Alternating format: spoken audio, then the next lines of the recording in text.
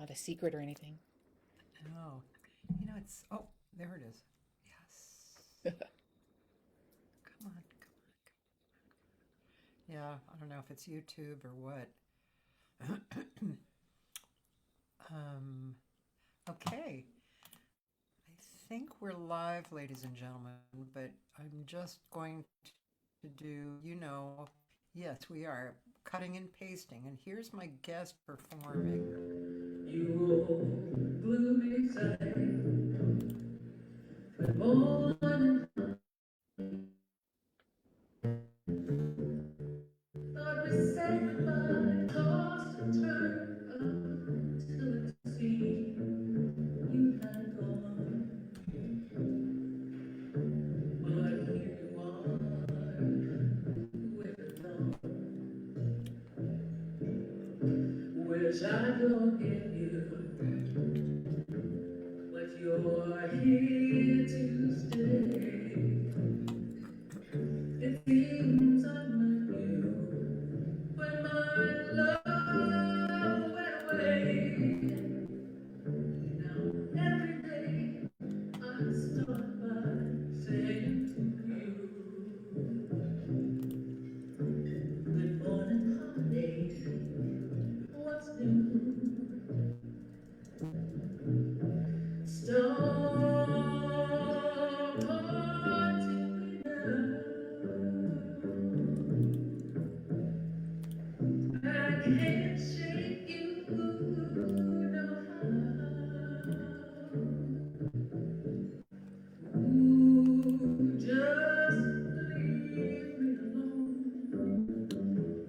I've got those Monday blues, straight through Sunday blues. Good morning, honey.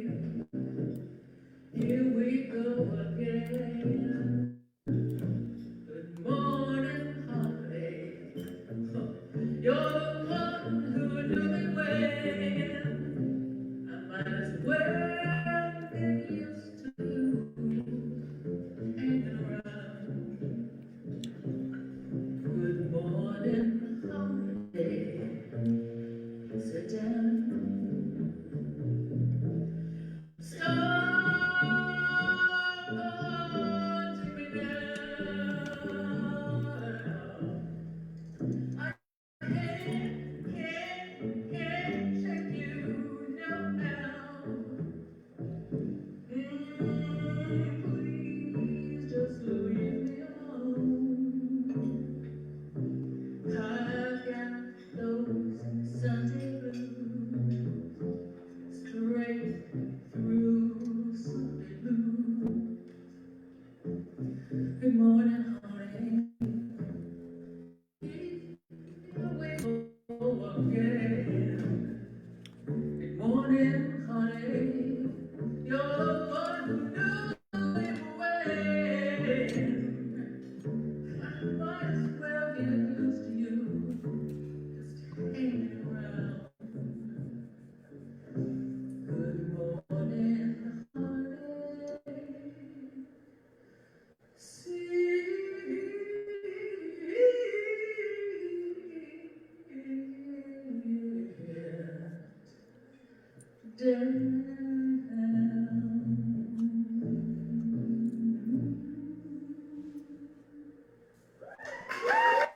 that was great. Fantastic. Thank you. I loved that. You sound great. Yeah. All right. So, as some of you guys know, sometimes my technology doesn't work that great. So today we're not on YouTube, but for YouTube reasons, which I'm not going to try and explain. The mysteries of YouTube. So Heather and I don't really know each other. She's in Seattle, obviously a great jazz singer. She at least works with one person I know, Jamie Finley on guitar, which a lot of LA people know. And yeah, so welcome to the show. And yeah, it's very casual. We'll talk about absolutely anything. I what I like to do is I like to get into people's heads, and just see what your perspective is on stuff, you know, Mhm. and but of course know about you too. But you know, I don't go for the lists of accomplishments. I just like to get a feel for everything. So, are you a Seattle native? No, I'm actually Canadian, and Ah, I grew up in the Great Lakes area, not too far from Toronto. uh-huh. Kind of bunny hopped my way across to the West Coast over time, and then came down here about 28, ugh, wow, years ago, um, to get married initially to an American guy, and and have been here ever since. And I'm not married to that guy anymore, but I'm still here, and we got two great kids out of it to add to the one I already had. So it was worth it. Yeah, So yeah, that's great. so now they're all down here, and I would be heartbroken to have to move away from them. But also right now, since I'm not a citizen, I'm a green card holder, and so I think if I went up north, I might not be allowed back across the border. Oh, really? So I'm just playing it safe right now and hunkering down, Yeah, probably a good idea because who knows what the hell is happening? right? Yeah. It's Um, nuts. yeah, yeah, it is crazy. So, yeah, Seattle. Oh, and have you been? I wasn't sure by what I read on your site. So, have you been a jazz singer always, or kind of a mixture, or? Yeah, I've done a lot of different things. I've always been a singer. I mean, literally since I was a Yeah, little kid. yeah. Mainly because my whole family was music teachers and church organists and barbershop singers and blah blah blah, Yeah. all kinds of stuff. And a few of them professional. Uh-huh. So that was just kind of life in my Yeah. house. You had to start piano lessons at the age of 5, and I was in every choir and every musical show at school, and all that fun stuff. Yeah. Um, so I ended up going back to school as an adult. Um, First of all, I went to art school because I still do a lot of visual art. Mm. Um, and I guess it kind of felt a little like my own personal rebellion. To Rebel go against the back to family of school. music and go do Oh, do art instead. right, right. But yeah, it's funny. A funny story actually. I was participating in a group gallery show, and the artists got together for a meeting, and we were talking about what should we do for the opening night. Should we, let's have some food. Maybe we should blah blah blah. And somebody said, "Ooh, it would be nice to have some live music." And I said, "Leave that with me. I'll figure something out." And I went home and I had a roommate at the time who was a great guitar player, and she was going to this great school in Vancouver. This was all in Vancouver, Ah, and mentioned that I was going to put something together. And she said, "Well, you know all kinds of standards, right? Let's pull out the real book, and you and I can do a set of something." I was like, "Oh yeah, that's a good idea." And I had a boyfriend at the time who was a sax player. We dragged him into it. We got a drummer. We just put together this like one set of jazz standards and performed it at the opening. And it was like the light bulb went on, like all the lights were oh, suddenly that's bright, and I was like, cool. Yeah, yeah, yeah. "Oh, right, forgot about this." So that got me back on the track, and I started gigging a little bit, started putting together a repertoire and doing a few gigs, but I realized pretty quickly that the other musicians, um, they had lingo and terminology that Oh, I didn't have. And yeah, that frustrated me. I didn't like that. It's like, yeah, I want to know what yeah. they know. So I ended up taking myself back to school at the age of 30, um, Oh, to study music. yeah. Yeah. And the rest is history, as they say. The rest is history. So,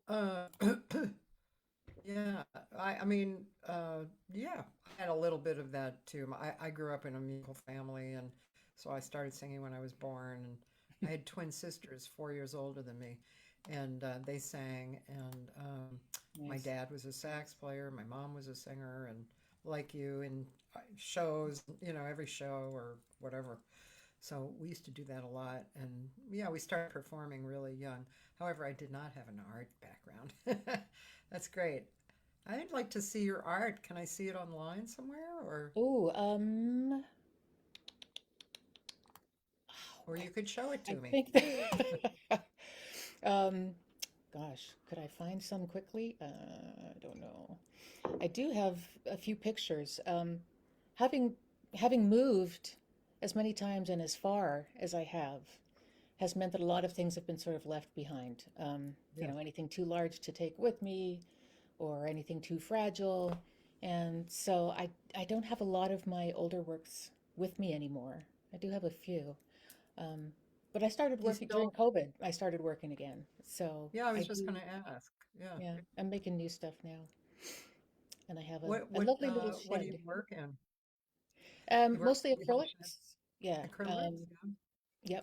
Yep. I like to work large when I possibly can. Um, so lots of textural stuff. Got really into portraits and life drawing for a while. So I've got some pretty cool portraits of friends and family that I've done over the years. But I also like to do some pretty abstract stuff too. Just, inspired by nature, a lot of it, Yeah. textural stuff. Yeah, Cool. again, I've done a lot of, yeah, when I went to school for art, I majored in painting, but I also had a minor in three-dimensional stuff. So I got Hmm. to do a lot of sculptural work there too, which was really exciting. Yeah.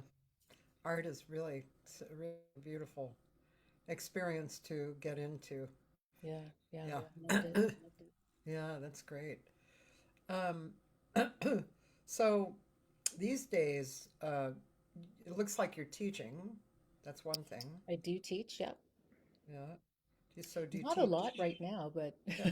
I'm still in there doing it. Yeah, yeah. Live or online or privately? Both, yeah, just privately. Yeah. Yeah, I'm really glad that Zoom started to get some of the bugs and the lag figured out because during COVID, that was the only way to do it, and it was really a hassle for a while there. It was a hassle. To me, it still is. It's like, because I don't always hear and I don't know what to tell people to click on, like, Yeah, yeah, is the yeah. art, what is it? The art is something or you know, there's something you click on that makes the sound Right, better or right. worse. I don't know what it, Original, yeah, the original sound for original. musicians. Yeah, Yeah. yeah. I'm just And not, that I'm they not didn't used sure. to have that at all, right? There was Yeah. all this noise suppression. So anybody who's singing a high note, suddenly they just cut out. Uh, totally. They're gone. Totally. Excuse me, I'm just getting a little warm. Hold on. Sure. Okay. All right. Little cross breeze there. Uh, Do you ever come to LA? I've never been, Ah, which is kind of crazy. I did a lot of yeah, acting for many years too, and thought about going down to LA and just never got around to it. yeah. Yeah. Well, now you have a friend down here, so. Yeah, I should see it. I mean, I've had several actor friends who've gone down there and, tried to break into the big time. Um, Almost all of them have come back over Oh, time. Yeah. yeah, I think I know a couple of people who've stayed down there and are doing pretty well. yeah, So it seems like you're either doing really well or not at all. yeah, yeah. Yeah, I it was doesn't just, sounds like kind of a meat grinder. well, yeah. I was just, last night I was watching The Reluctant Traveler. Are you familiar with that?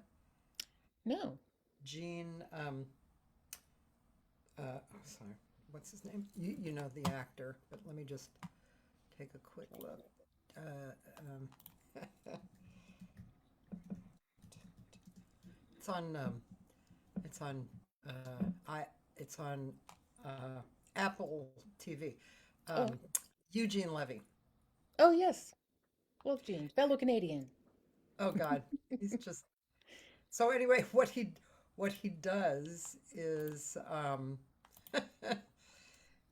he, he goes to like incredible places on the planet, incredible, unusual experiences.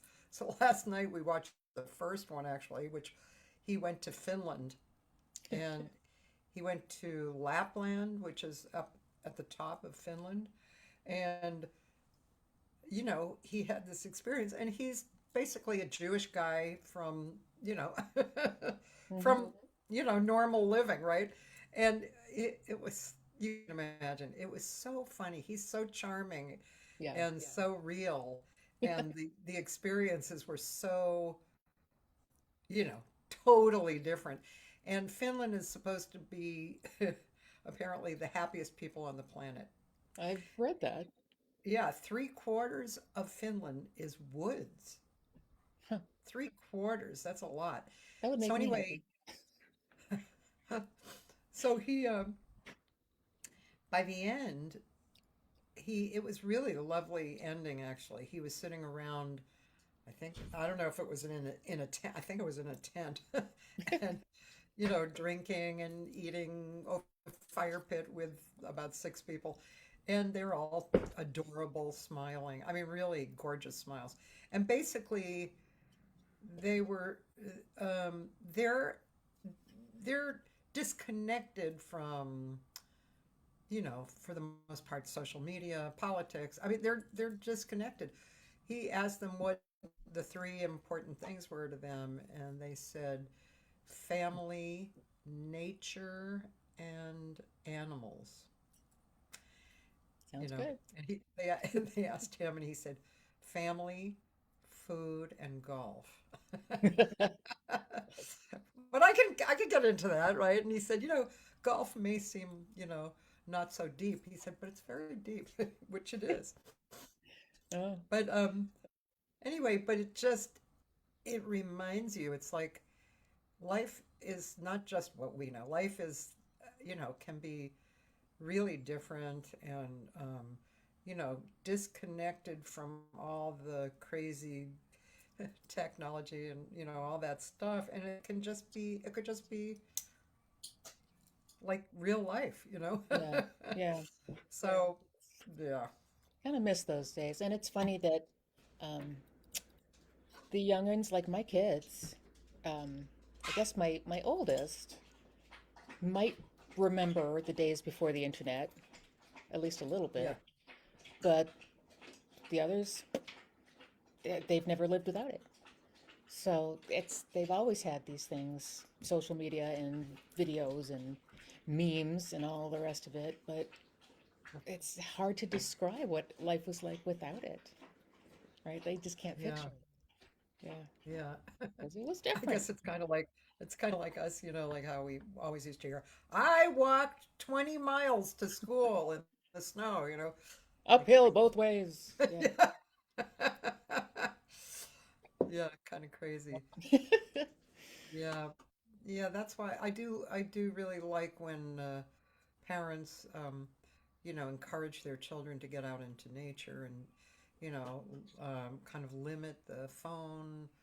Yeah, I have several grandchildren, so and their parents do that, which is good. I think it's you have and to. actually my granddaughter was, let's see, so 20, 25. So my granddaughter was like eight or nine when the pandemic started, and it was actually kind of a blessing because she was just about to go into school and get into that crazy girl, Yeah, school, you know, and she didn't go that way because she was home.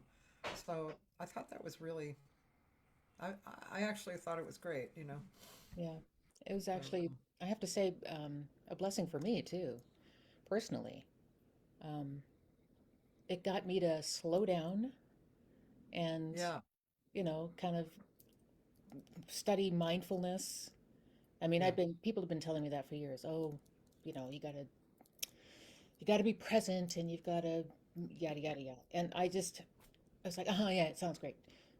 I'm busy. But then I had to like there was nowhere to go for a while, like Yeah. nowhere, you know. Yeah. So it got me. I started like meditating and um, just learning, just really studying my own stuff. I consider myself a witch, and so I started working on my what we call our shadow self. Yeah.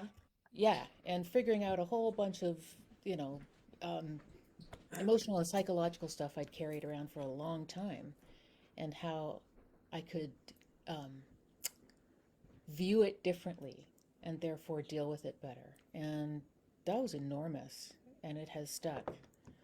And without the pandemic, probably never would have gotten there. A lot of people did Yeah. that.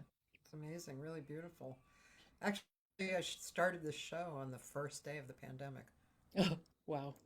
That's why you are number 656. That is wild. Yeah, I saw when you wrote me that. Crazy. I have a friend, Mark Baldrich, on. He said you have a great sound with your vocals. Oh, He thanks. he actually pasted a particular YouTube, but she does, doesn't she, Mark? She's really sounds great, sings great, and has a beautiful sound too. And that was Thanks. her dot. Like I don't know if Mark, you saw the first clip. She was singing "Good Morning Heartache" with just bass, and the bassist was her daughter. She played great, beautiful. Yeah, we've played together for a long time.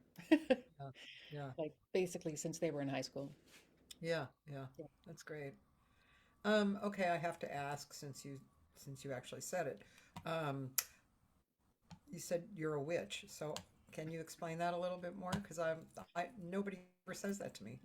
Oh, well, it's funny because people have such preconceived notions of what that means. Yeah. I met a friend of a friend recently, and she said, "You're a witch? Do you like hex people and stuff?" I was like, "No, no, no, that ain't it." It's basically just it's paganism. I think is probably more to the point. It's that it's not a religion like Uh-huh. Wicca. A lot of people have heard of Wicca, but that's an actual religion. Uh-huh. Um, Mine is not. It's just following the cycles of nature and honoring them and trying to tune in to the energy that flows all around through everything. I mean, we already know through science that everything is made of energy. And if you can really pay attention and tune into it, you can kind of flow with it and sometimes bend it where you want it to go just a little bit. Um, and it's funny when especially this time of year comes up and all kinds of Christian traditions are actually, you know, stolen from the pagans. um, so it's a funny time of year to think about that stuff. And yeah, it's all about doing good, um, wishing the best, you know, creating the best of everything around you just by um, tuning into the most positive energies and rejecting the ones that feel negative. So that might sound kind of vague, but that's basically what it's all about. Yeah. I just brought it up because I was curious, but nature worship, Yeah, polytheism, belief in worshiping multiple god and goddesses, often resenting aspects of nature or humanity, spirituality, yeah, diversity. yeah. So, and then of course the Christians, of course, put bad a bad connotation on it because of course that's what they Because did a that's what lot, they've you know. done. Yeah, yeah. Yeah. I keep seeing this T-shirt. I got to buy myself one. It says, "Happy holidays, you thieving Christians." That's good. Couldn't wear it everywhere, mind you, but you know. That's good though. Yeah, my family doesn't get it, and okay, that's fine. You don't have to, you know. Yeah. Well, I was visiting my mom one time. She's obviously still back in Canada. Um, and a thunderstorm came up, which happens a lot in the area where I grew up. And I kind of miss them because they don't happen much out yeah. here. Yeah. So while I was visiting, a thunderstorm happened, and I said, "Oh, yay!" So I went and I grabbed like a glass, and I went running outside, and I put it on the porch just to let it sit there and collect rain. She's like, "What are you doing?" I was like, "Well, lightning's a lot of energy, and if you collect some of the water from it, you can do things with it." She's like, she just thought I was completely insane. It's like, "Don't worry about it, Mom. Just don't think about it." Yeah, like folk medicine is another thing that's a big part of what I do. Yeah. And so, yeah, if you're making a tea for somebody who's fatigued or has a cold or something, yeah, yeah, put some thunder water in there, and that'll perk them right up. Yeah, yeah. Yeah. Well, I'm with you. I'm right along those lines, so I get it. Um, yeah, I see a lot. Actually, I'm a glass half full type of person. So what I see happening right now is half of what's going on is the insanity of decades of, you know, um, actions and planning um, by who knows who. I'll just call them the bad guys. Yeah, And yeah, and then on the other side of it, I see a lot of action into more spiritual things. And uh, so that's what I'm just holding on to, focused on, yeah, um, and um, you know, hope that I'm contributing to that, that side of it. And um, yeah, I think I just see that happening. I think unfortunately we can see everything so much more, because of the internet and such. hmm So it's can be overwhelming to people. But yeah, I just kind of refuse to dive into that pool too deeply. It's just not. yeah. Yeah, Well, yeah, I think during the pandemic, when the whole George Floyd situation happened, right. I was just it. I was incensed and horrified and just really upset, and so kind of got me started into um, activism. I mean, I've always been, very sort of politically on the left and, vocal about it, but this was like really important. I felt like it was really important. And so I wanted to help somehow. Yeah. So I started getting, as involved as I possibly could at that Hmm. point in time. Um, and that's why I started my Instagram account so that I could like share information with people, right? It's like, Yeah. I have a very bad back, and I just couldn't walk long enough to go to protests, Yeah. which made me very frustrated. So I thought, well, at least I can tell other people about them, and I can sign petitions, and I can donate to the right causes. And so I started doing all of that stuff, and actually did find a way to help. I'm not supposed to talk about them too much, but group of people who um, after one protester got killed here in Seattle because a truck plowed through a crowd of protesters, um, a group of local activists got together and figured out a way to help protect people who are at a protest by driving their cars in formation around them as they marched. So I managed to get involved with them and be a part of that. So it's like, okay, now I'm doing something, and that felt better. And Mm. that's kind of the whole thing about the energy again that helps you continue and build up the energy towards positive stuff, Yeah. and it really makes a difference for yourself and for everybody around you. Yeah. Yeah. Yeah. So I'm still doing that. That's good. Yeah. That's great. Yeah. Yeah. Forward motion. hmm Yeah. Um, does that reflect into your music life too? Forward motion. Um, I think so. Yeah.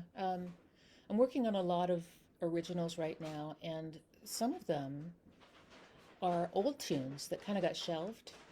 Um, and it's interesting that I several of them I've said, yeah, you know what? That was kind of a dark take on everything. I'm gonna change that up, right? And so I've reworked several of these tunes so that um, the music itself is brighter and lighter, and the lyrics are definitely more positive. And that feels really good because I mean, I come by it honestly. Like everybody on my mother's side of the family deals with depression, including me, and it was really bad for a long time. And I finally got it medicated properly and learned how to, think about the half full glass instead of just looking at the half empty glass. And it's made a big difference. And yeah, now it's showing up in my music. So Cool. exciting. Yeah. Yeah. Uh, uh, well, now would be a good time to do one of those originals, show one of Mm. those originals. So, which one shall we look at? Let's see, hold on one second. I'm gonna go, I'm gonna share this with you so you can help me decide. All right, so, well, there's Honeysweet. Mm-hmm. That's an original, right? Uh-huh. Do you want to That's a blues. promo reel or? Promo Reels, I think Honeysweet's playing behind it, so it'll be the same tune anyway.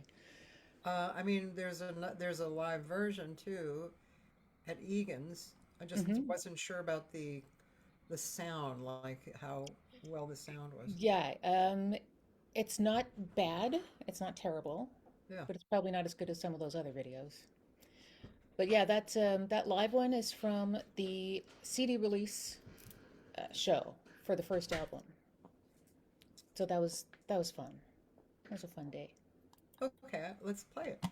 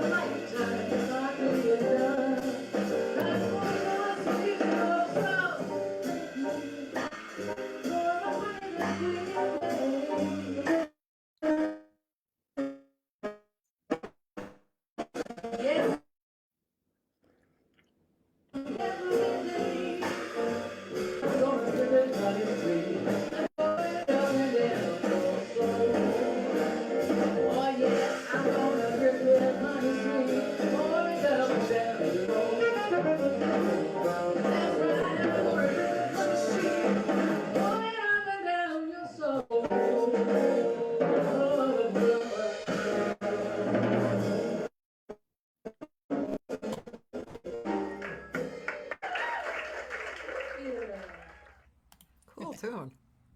Thanks. Yeah. Yeah, that was actually written for the man that I moved here to marry. Yeah, it is a nice video, right? Yeah. Um, so yeah, that was when did you write that? Do you remember? That was pretty much when I first moved here. Uh, And after we split up, I put it aside yeah. for a long time. And then I pulled it out recently and went, you know what? I like this song. So, so what? So Yeah, it's a keep very playing. nice head. It's really cool. Yeah. Thanks. Yeah. Yeah. It's fun to sing. So, Yeah. what more do you want? If it's not fun, what's the point? I have a song, I mean, as a writer, you kind of write these different little series, right? There might be a few weeks where you're writing poppy stuff or very jazzy stuff or bluesy stuff. So one of my songs is a song called 20 Men Waiting. And obviously it's a blues. And it's somewhat true. It's the story of before I married my second husband and I had a bunch of kind of dating going on, and people like the song. They request it because it's just fun. It's a blues, Yeah. and Yeah. it's a funny story. That's great. I love the blues. So when you came up, were you singing different styles of music as well? Yeah. It's funny that when I went back to school, Yeah, I had discovered a handful of jazz singers that, kind of spoke to me. Um, but I was still a little bit lost in terms of the whole jazz idiom. Um, and in my first jazz history class, we started sort of at the beginning of the, 20th century. And we got to that sort of Tin Pan Alley era, and the teacher would do drop the needle stuff, and he would play us all these different, this is Sidney Bechet, and this is Big Spiderback, and yada yada yada. All right, and I started going, wait a second, I know this song. Why do I know this song?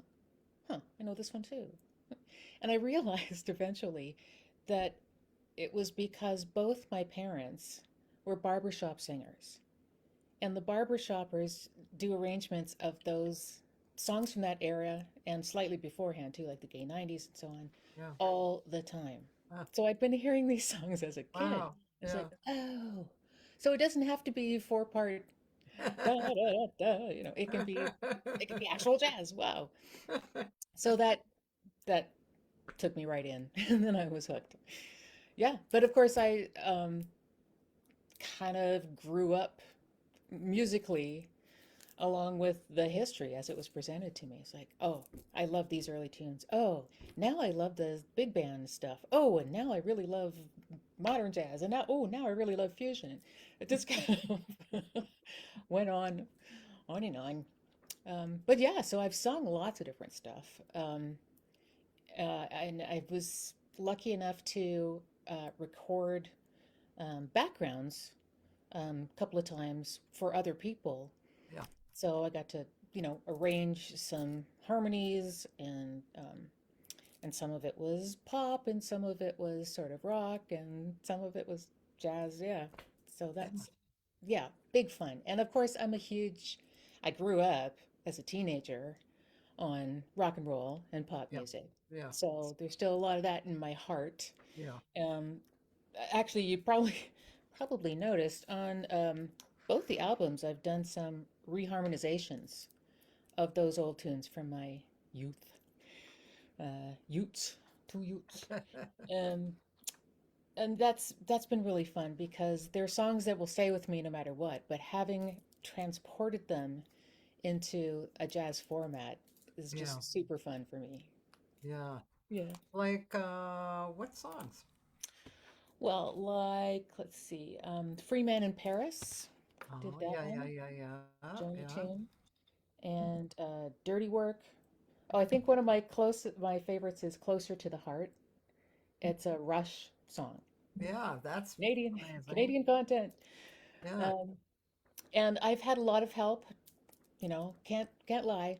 But my youngest kid graduated from Berklee College of Music early this year. Uh-huh. Um, and so they have helped me a lot with the reharmonizations. Dear Prudence is one I did myself. Yeah.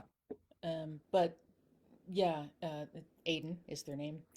Uh-huh. Um, has worked together with me on some of these and just outright done some of them by himself too. And they're just great. Yeah. Aiden is just great at this stuff. So, in fact, um, I said to Aiden last time they were visiting in the summer, um, we were talking about something, and it made me think. Ugh. And so I just said it out loud. I said, "I'm so jealous of all the stuff you got to learn that I never did. I really am." Aiden says, "Well, I could teach you. I do that, you know." And I was like, "Yes, yes, let's do that." So I've been taking weekly theory lessons with my youngest kid Cool. on Zoom. Yeah, and it's amazing. I'm learning so much. So That's great. hopefully I will take on more of this and just have him check my work afterwards. That's great. I mean, Yeah. gosh, theory, finding out theory stuff is, wonderful, And right? I always loved it in school, right? I was kind of a theory nerd. Yeah. But Aiden got to take it to levels that I didn't get to. Yeah. Yeah. So I'm just fascinated. I That's love it. great. I went to Berkeley actually, and I was playing flute at the time, and unfortunately, my mother didn't allow me to start where they suggested, which was at the bottom, you know, of understanding because I didn't know theory. I mean, I had grown up Mm. singing all my life, but I didn't know theory. And so, because I didn't start at the bottom, it, basically went, you know. Yeah, So I yeah, do know some theory, but not as much as I would have if I had really started at the bottom and come along. And right, and right. at various times I've taken lessons. I mean, you know, I actually took a few flute lessons during the pandemic, and um, I tried to get into piano, but it's just piano is something you really got to play a lot, and I don't. I'm not inclined to give it that amount of time. I Right, would right. love to be a better piano player and love to understand theory more. I mean, it would be awesome. But what I Yeah, do yeah. just works, so It's enough, right. uh, And piano is such a great tool for learning theory. It's a great visual tool. yeah, See how everything's laid out. I love that. yeah, But my piano skills are minimal as well, even though I yeah, know all the theory. yeah. I can play your chords in root position all day long. That's about it. You But know that's what how I I write. did? You might think about this because 251s Hmm. in good voicings, Yeah, it's actually something you can practice kind of mindlessly almost, and then that gets into your just playing for yourself or your students or whatever. hmm, It's really good. I mean, that really changed my piano playing when I yeah, learned yeah. that. And of course, that's why that structure has become so important to jazz because the voice leading is great. Like this Yeah, tone leads to that one, and that one. So you can actually play them yeah, close together. And I've tried practicing that, but I need to do more. yeah, We need to do more. yeah. I Um, highly suggest 251s. yeah, Yeah, absolutely. really And good. I think it's a real shame that singers don't get taught that stuff. Yeah, Like the school I went to was phenomenal. And it's just kind of this gem hidden away in a community college. But it's all the teachers there are professionals and incredible musicians. And so it was amazing. But there was no improv class for singers when I got there. And I was like, what the hell? yeah, yeah, Excuse me. And I was taking jazz theory and all that stuff. There weren't a lot of um, singers or even females. in the jazz theory class, and I was eating it up, right? And I had a bunch of guys coming to me, younger guys, going, "Oh, can you help me with this? I don't understand." I was like, "Yeah, sure." But I had to take that on myself, and Yeah. so I went to the um, the head of the music department and I said, "I want to take theory." He said, "Yeah, we don't have that for singers." And I said, "It doesn't matter. Just put me in the regular theory class." Yeah. Right? I'll sing all the stuff that, you know. So they did. They let me do that. And so I had to learn all the modes and all the scales and sing them around the circle of fifths and all of that stuff.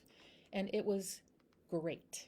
And the fact that it wasn't focused on singing Yeah. was, I think, really beneficial for me. Yeah. I got to learn what the other instrumentalists know. That's fantastic. Yeah, that's a school in the States that's really well known in jazz is North Texas, right? Yeah, yeah.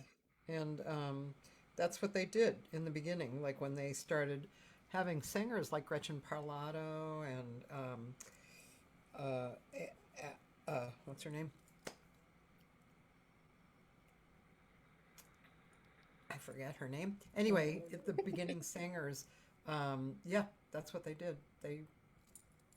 That's they were instrumentalists and they had to learn Allison Wedding. Yeah, so yeah, and they came out really knowledgeable and good, and yeah, Yeah. I think it's really important and a lot of singers don't seem to believe that. yeah, It breaks my heart when, I meet a singer and they're like, "Oh, I don't know anything about theory. Oh, I don't read music." What? How do you, don't you want to? yeah, It's, anyway, I don't know. It's just me, I guess, but I feel like you're missing so much if you don't have that stuff. Like, well, it's just yeah, interesting. it's a perspective, isn't it? It's like, you get all these students, and some students, they're not that committed.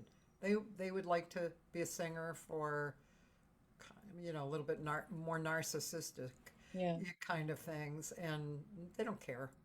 You know, I mean, there's been many students that I've tried to direct into listening, and Hmm. that how fascinating it is that we have so many amazing things to listen to. Hmm. I mean, and what to listen to, what to listen for, and all that kind Hmm. of stuff. And Yeah. Critical listening. sometimes they are just not reachable. It's just not in their wheelhouse at all. Yep. Or Especially if they're sometimes teens. it might take a little while too. For them if they're younger, they might have to go through certain life changes and perspectives to kind of come around to that again. So Yeah. yeah, Yeah. Teenagers are, it's hard to make them apply themselves sometimes. yeah, And not just because they're teenagers, but partly because so many of them are overbooked. yeah, They got soccer and they got band and they got this and that and this and that, right? It's like, so telling them to sit down and just stop and listen to some things is tough. It's tough for them to do that. yeah. They are overbooked. I see my grandkids. It's just and the I don't know how the my daughters do it. I don't even know how they do it. I mean, their husbands of course help, but I just Good. don't. I don't. You know, and that's one of those. I walked 10 miles to school, but it's like I don't know about your mother, probably the same. But my mother said, uh, you know, it's 10 o'clock in the morning. See you at dinner time. Yeah. And we had a marsh at the end of the street where I used to go in. My mother didn't care. She she knew we were going in there. It was like Yeah. take care of yourself, and if something happens, let me know. And Yeah. you know, Come back when the streetlights come on. yeah, yeah, yeah. Mm. So um, yeah, I really I kind of miss that in a lot of different ways. Yeah.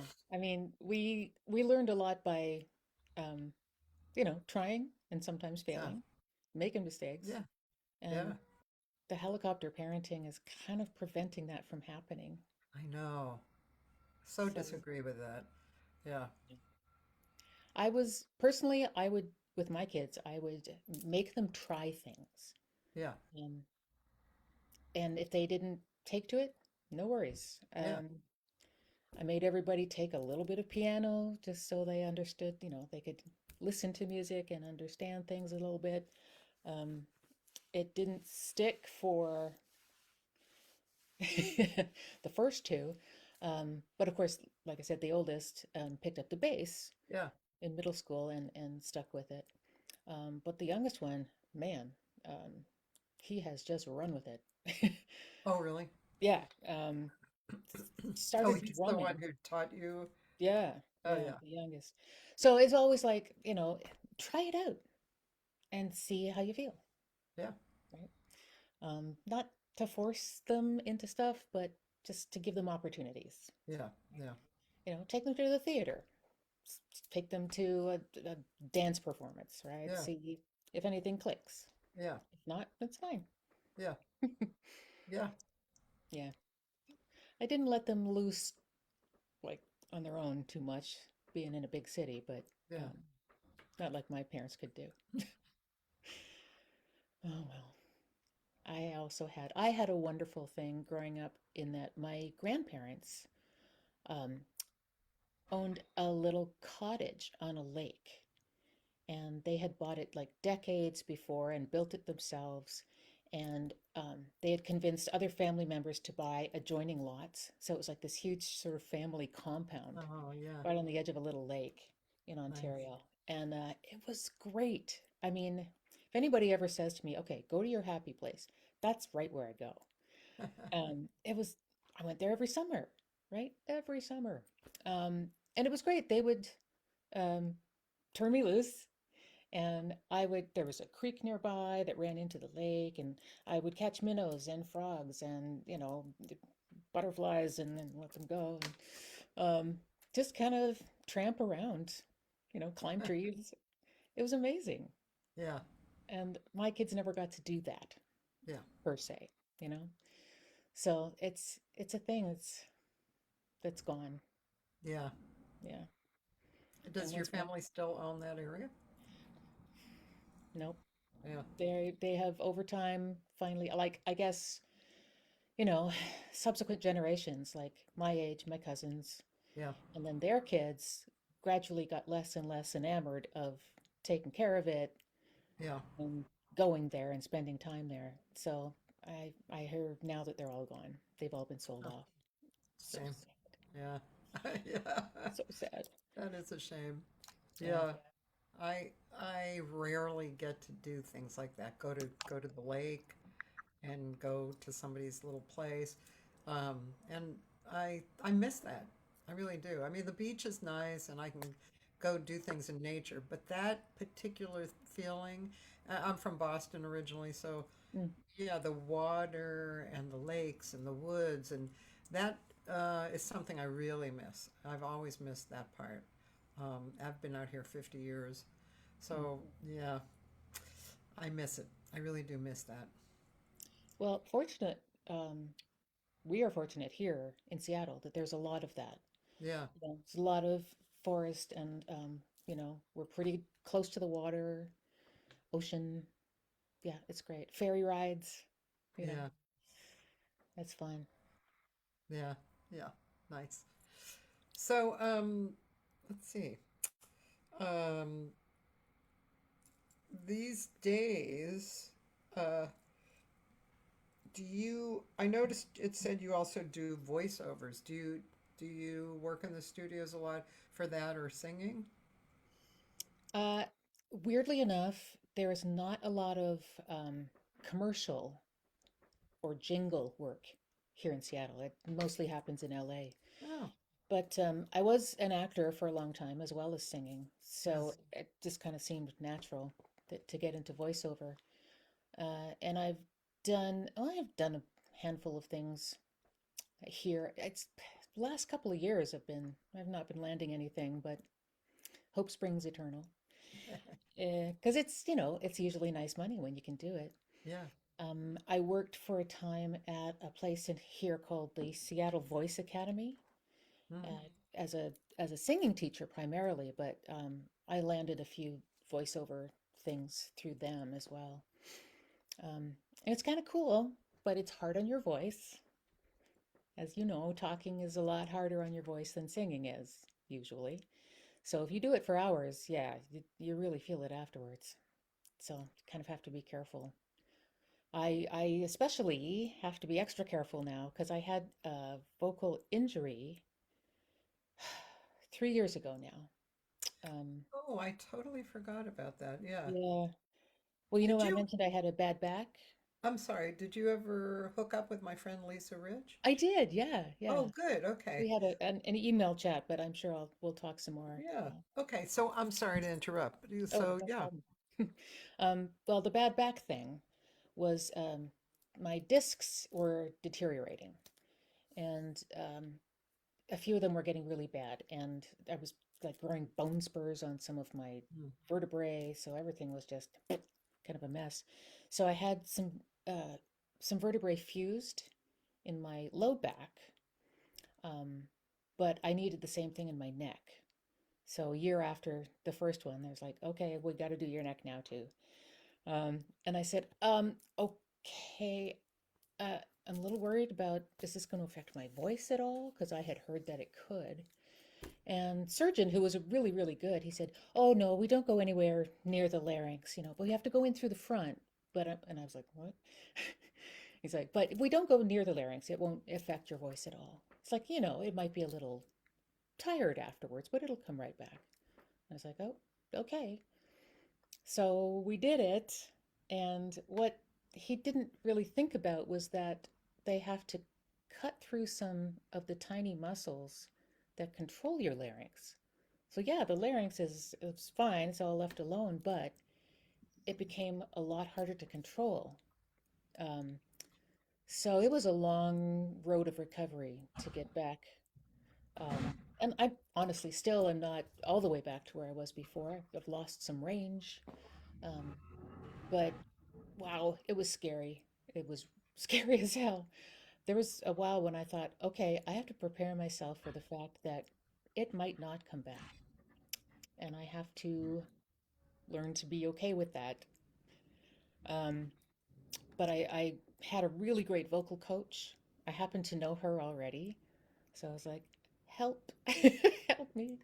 Um, and yeah, she was amazing. So she worked with me and we worked steadily, consistently for a couple of years and made a huge difference. So when I first started recording the first album, Honeysweet, it still was not fully where I wanted it to be. And I hear it. People listen to this album and they go, oh, I don't hear it. It sounds great. I don't hear anything wrong. Well, I sure hear it. And most of it is um, trouble maintaining pitch, which used to be like a real point of pride for me, was my great pitch. Ugh. Um, and I hear timidity. I hear me being timid sometimes when I used to just be really ballsy. So yeah, it's still improving. So I'm just going with that. I'll keep doing the work and do really good warm-ups, but some of it's never going to come back. Like those upper notes, girl, which was really a drag because I did a thing here in Seattle for 19 years. I worked with a company called the Dickens Carolers, which is quartets of Victorian garbed uh, Yeah. four-part harmony singers. Then we'd be hired for parties and corporate events and Yeah. um, city functions and strolling around malls, the whole deal, right? Yeah.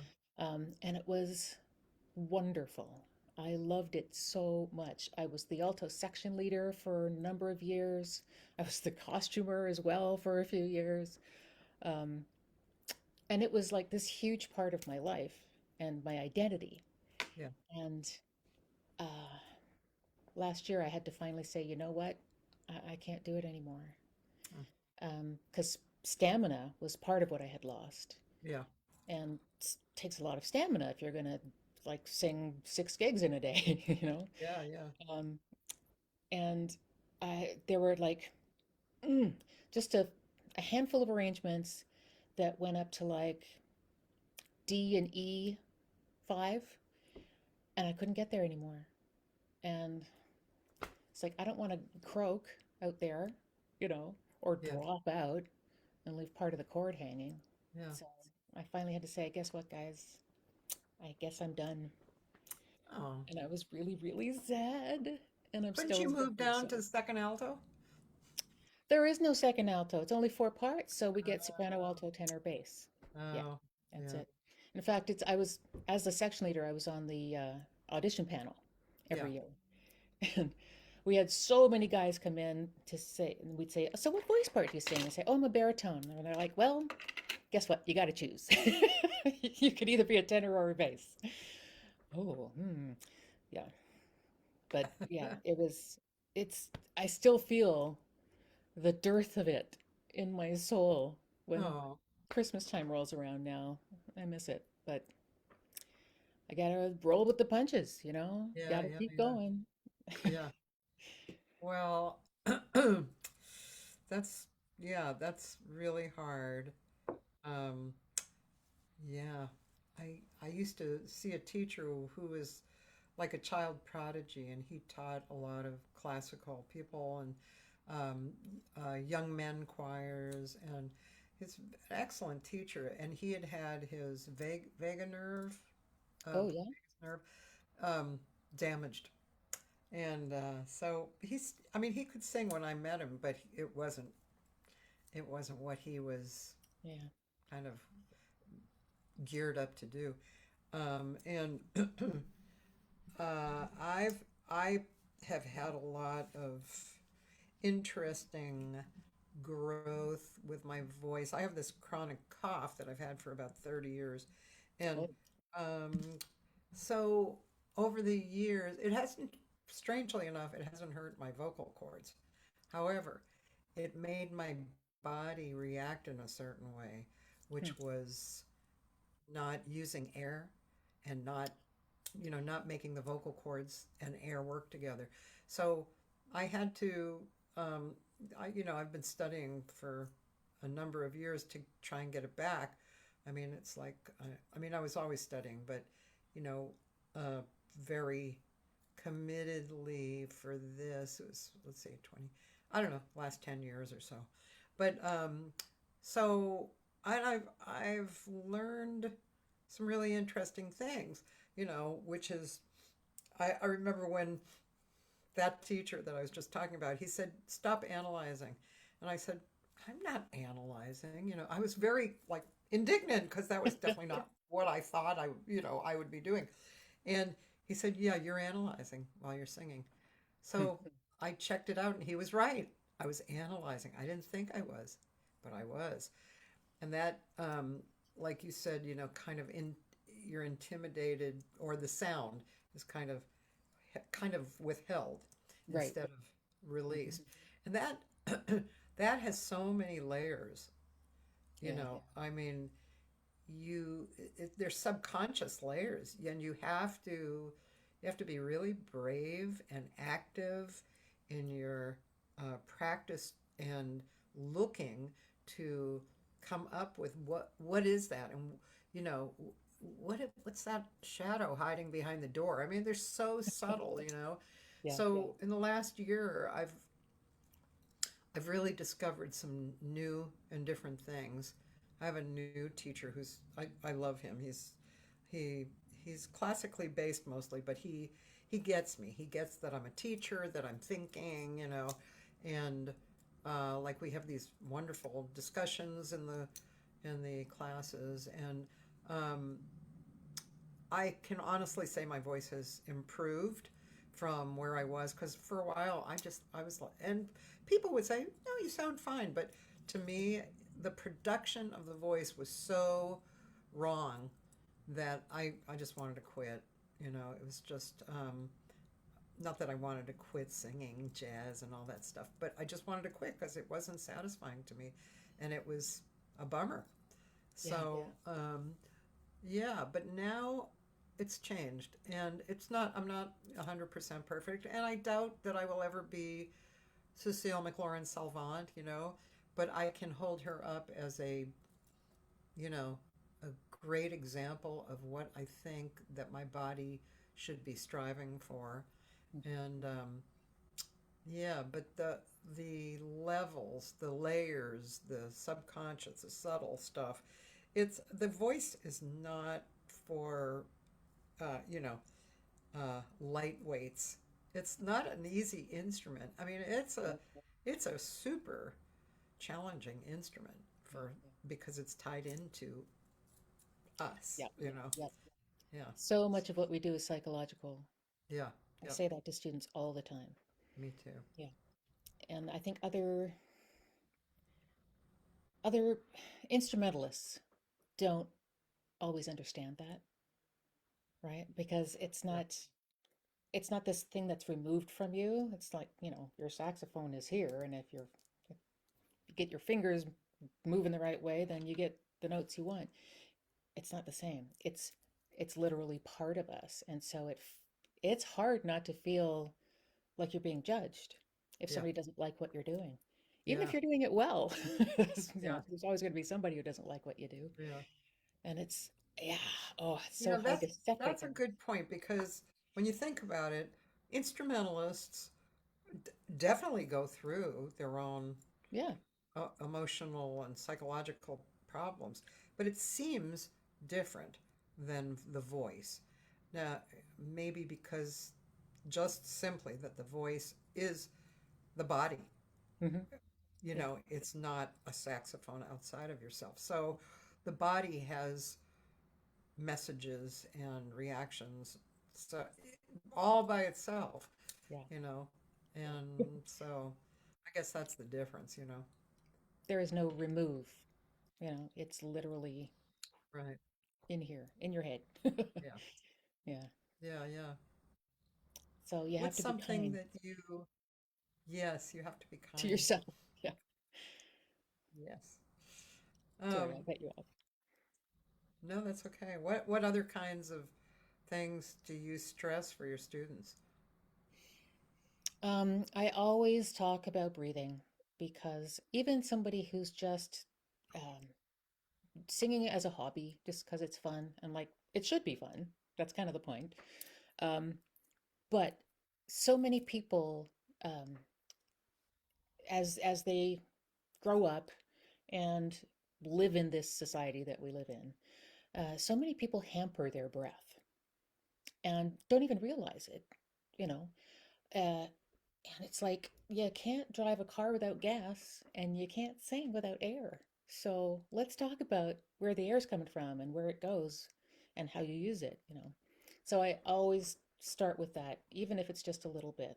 Um, get them deep breathing, right? So not just up here. Yeah, your lungs are pretty big. You can breathe it just up here, but you don't get much air to work with. So if you want to sing more healthfully and longer, you got to get that air coming. Let's get that air moving farther down so you can use all of it. And yeah, that's a big thing for me. Um, and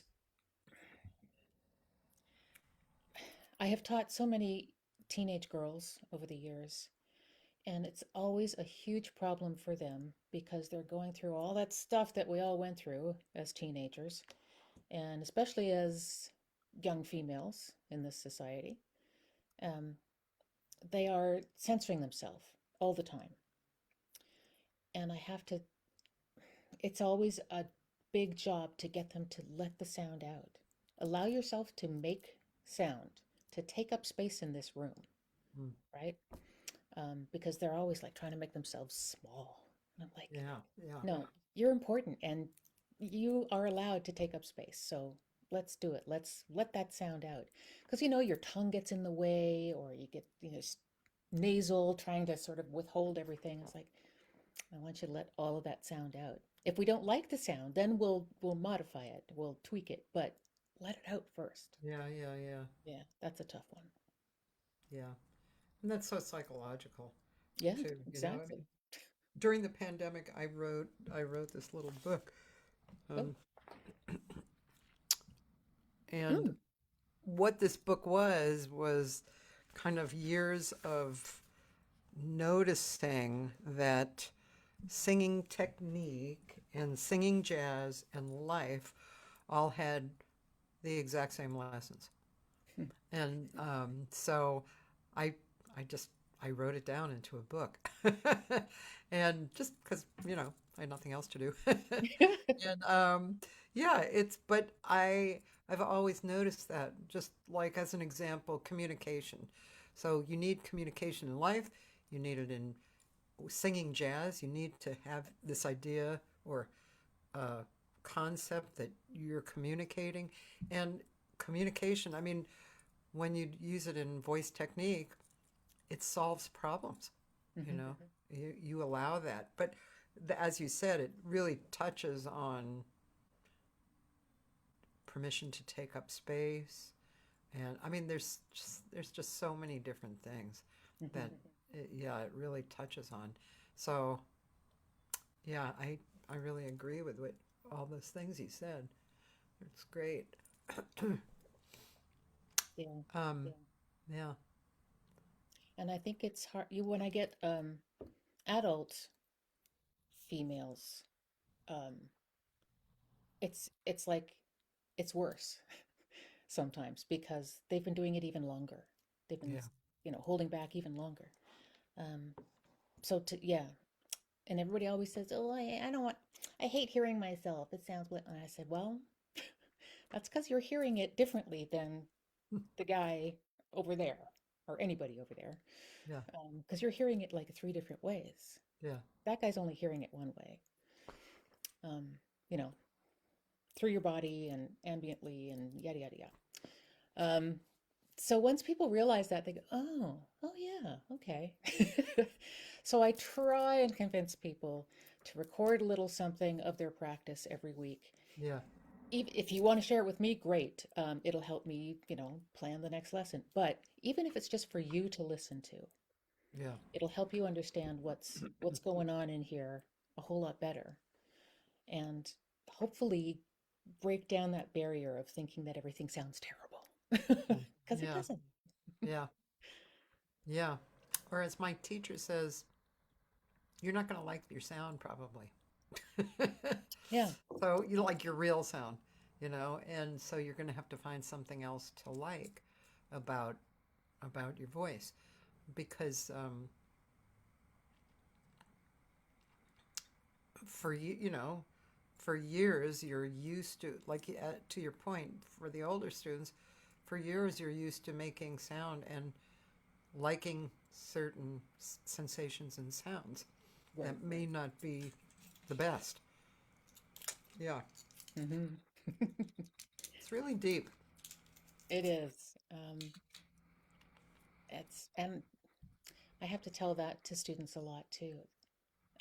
Sometimes the difference, it's like, okay, trying to get someone like, for instance, placement. If somebody is really nasal and it's holding back their sound, and I want to try to get them to bring the sound forward, for instance, and they don't understand, like, well, how do I do that? I don't get it. I'm like, well, try this. First of all, just think about it. Picture the sound in a different spot, right? Because so much of what we do is psychological. And, if you get a nice little image for um, for your head voice, for instance, picture it as a cathedral ceiling with a dove flying around inside of it, or whatever works for you, right? You get that image, and then your body just does it Yeah, a lot of the time, right? yeah, Or yeah, it will that's eventually. true. Yeah, So that's a fun thing. I think it's cool that that happens, but people don't yeah, believe you at first a lot of the time. yeah, that's true. I They're like, know. "What?" Yeah. Yeah, it's very interesting. Yeah, I've done a lot of that over the years. Yeah, and I still definitely do it. Yeah, I've discovered definitely new sensations that I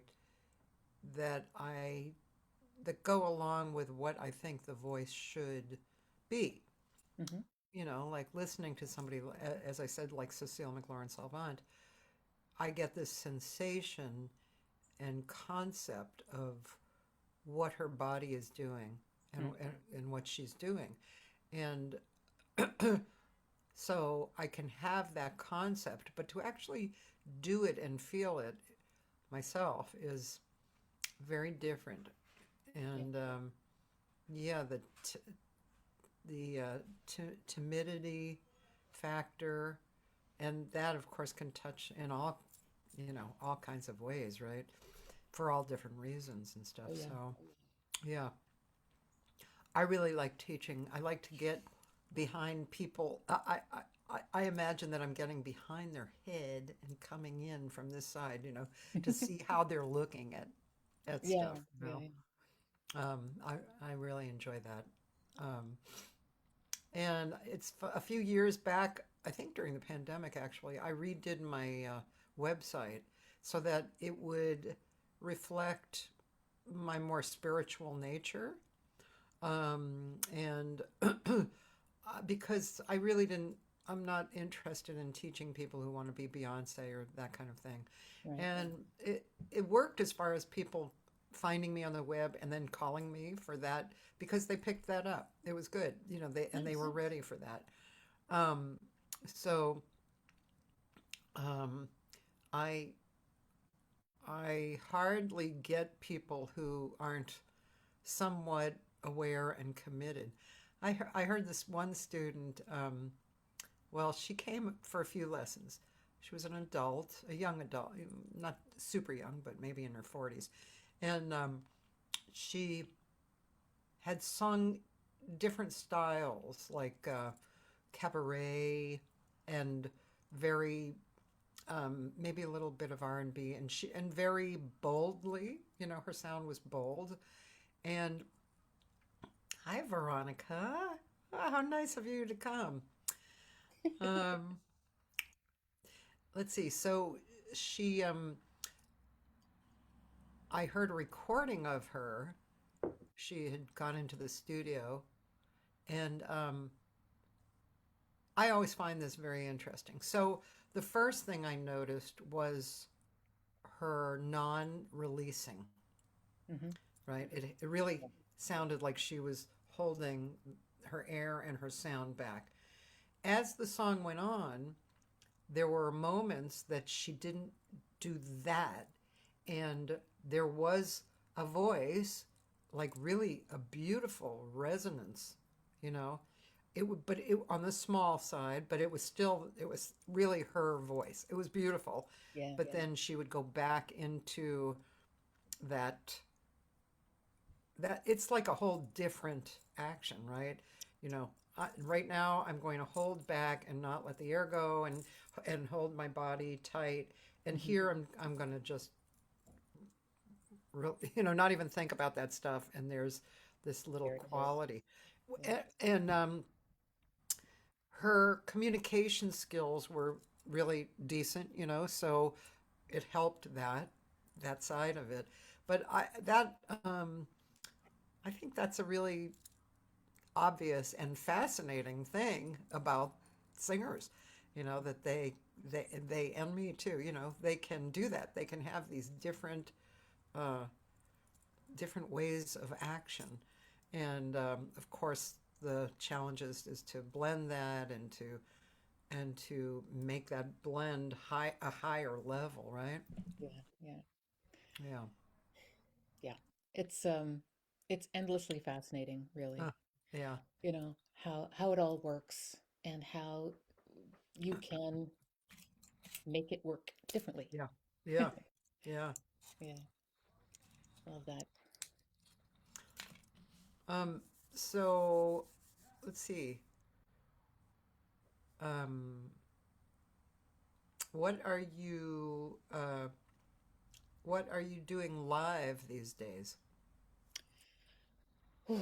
Um, Summer was super busy. And it kind of tapered off as fall went on. Last week I did a holiday show collaboratively with another singer friend of mine, Yeah. and that was really fun. It was a lot of work putting together, but it was really fun.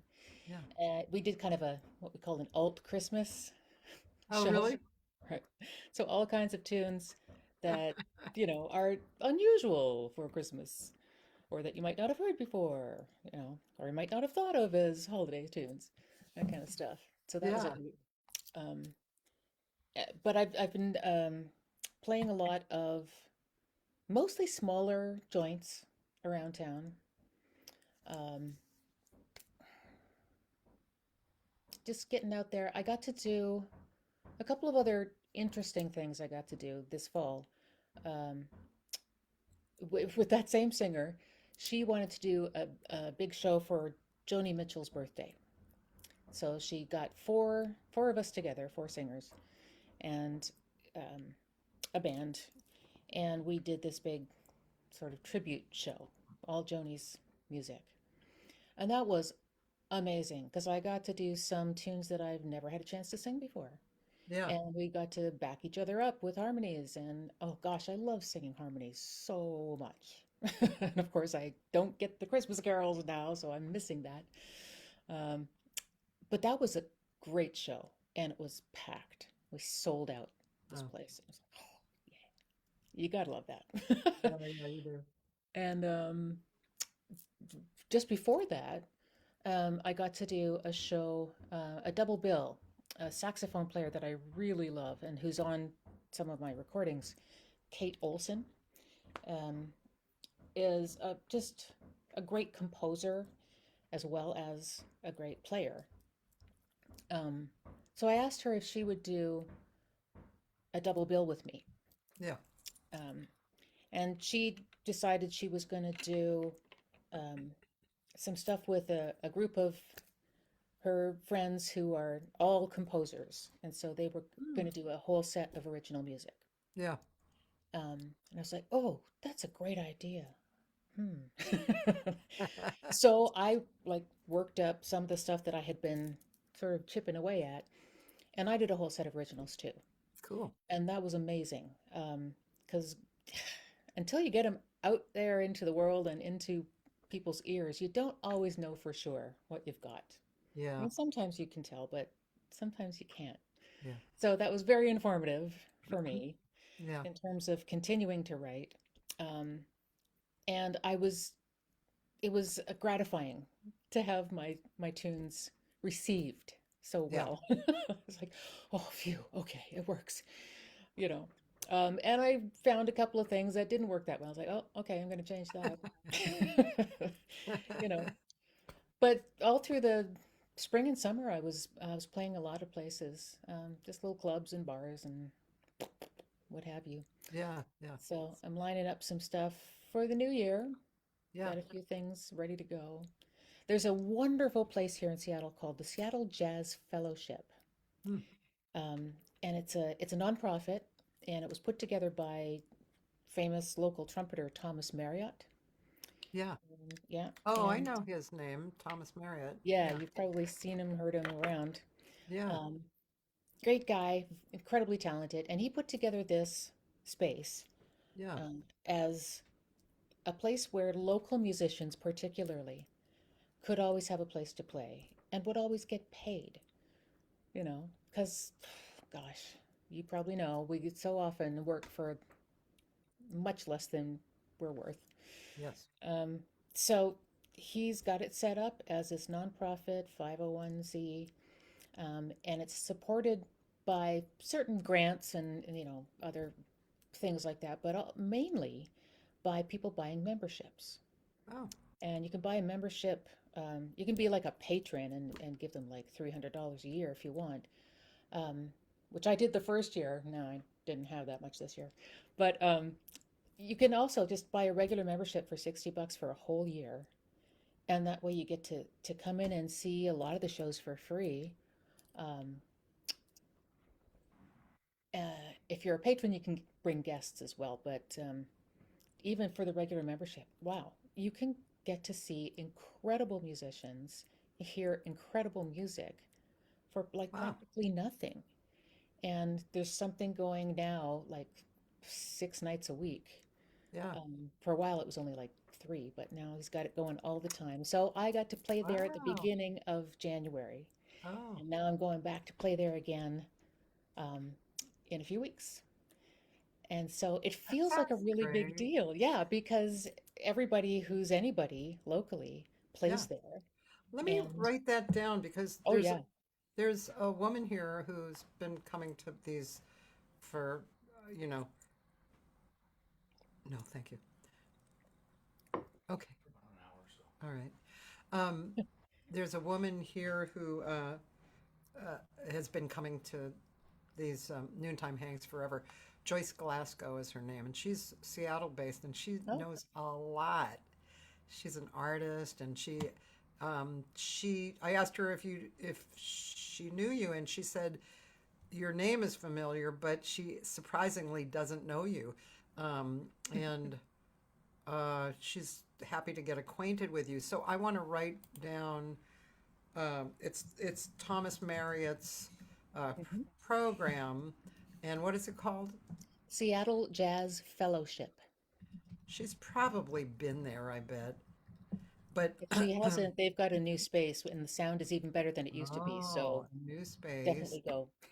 Heather will be performing. Um, what date? January 15th. In the evening. Yes. 7:30 to 9:30. Great. Yeah, it's wonderful, wonderful place. And something really fascinating happened this summer for them. Um, they have this, they had an upstairs space that whoever owned the building in Pioneer Square, it's like it's the oldest area of Seattle, uh, let Thomas have this beautiful space for free. He said, you know, it's up for lease, but until somebody leases it, you can use it for free, which Oh, was fantastic. So it was a beautiful space and was doing pretty well. And then there's a weekly jam session on Monday nights, which is phenomenal because you get to go and play with these great, great players. Um, and they're super accepting and it's fun and cash. Um, and then this young TikTok influencer got dragged to a jam night there, and she looked around and went, "This is incredible," because jam nights are always free for anybody. And she's like, these amazing musicians, they're all playing this great music and it's free. What the hell? So she started, posting about it on her TikTok, and all of a sudden, poof. Monday nights are jam packed with a line out the door and around the oh my block, God. mostly with young folks, like college age people, which is, Oh, the, that's one of the fabulous, isn't it? right? One of the fears has been that, the audience for jazz is getting older, but this is like a whole new infusion of fresh blood, and it's incredible. Yeah, And it's that's picking up. great. So now they're coming to more shows as well, not just the jams. So Uh, it's frequently full. Yeah, which is awesome. Joyce has been there. She saw Sasha Boutros there. You could tell her, well, I guess I can tell everybody. Yes. Part of the reason that she probably doesn't know me is that it I have been performing periodically over the years, but I was also acting and I was a single mom and And you had working and all vocal that stuff. problems too. Vocal problems, yeah. Um, and I've only been able to dive back into this full time because of a dear, dear friend of mine who moved out here and said, "Yeah, we need to get you out there." And so his name is Dave Houghton. He helped Thanks, me. Dave. Yeah, he's my angel. He made all of this recording stuff happen. And then he Yeah. said, "So now we got to get you out there." So he's that guy for me. He's handling the social media stuff, and he's sending out emails to venues looking for gigs and doing all of that. So literally, I could not have done this without him. So now I'm just people like I would show up. I do like the cabaret festival once a year, and Yeah. a little thing here and a little thing there. So people didn't really. I wasn't on the scene all the time, Okay. but now I am. So I think a lot of people are going, "Who the hell? Where'd she come from? What's this all about?" It's like I was always here. You just didn't know. Um, So yeah, now I'm Yeah, trying to really, get I out was there. here. Yeah, full time. Yay. So yeah, I didn't just appear out of nowhere. I actually was here for a long time. All right. Well, that makes sense. Um, yeah. Um, yeah. Joyce says when you make jazz available for free, everyone can come, and you have lines out the door. It's so true. Yep. Um, Hell yeah. I have a friend here from Brisbane, Australia, and Veronica Ebert, and she said we had an awesome jazz scene in Brisbane when I was a young adult, but it seems to have dispersed to other cities. You're so lucky to have so much talent in Seattle. Yeah. I have a friend in Australia in that area, Ingrid James, and she has a hand in keeping the scene going in that Mm, area. nice. I have Um, a jazz yeah. guitarist friend who lives in Kew. I think it's Kew. Yeah. Q. What is Q? Kew. Is that Kew. what? That's in Australia too. It's an Oh, Australian guy. okay. Yeah. So, Oh, hi, Australia. Yeah. Yeah, we have I've been there. a wealth of talent here. It's phenomenal. Yeah, Yeah. yeah. In fact, twice this year, Thomas put together like a little festival. So down in Pioneer Square, Oh, he got a whole bunch of clubs and other just like restaurants, other types of oh, venues, and put on a one night like festival of free jazz. It was oh, free everywhere, and like thousands of people came. oh It my was, gosh. it was just wow. Yeah. I love So that. there'll be some more of those too. Wow, that's fabulous. He's like Yeah, Thomas that's is like a really good. patron saint of jazz in Seattle now. Yeah, yeah.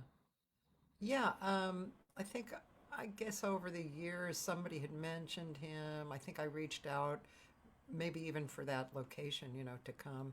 But and I don't think I interviewed him, but I don't know.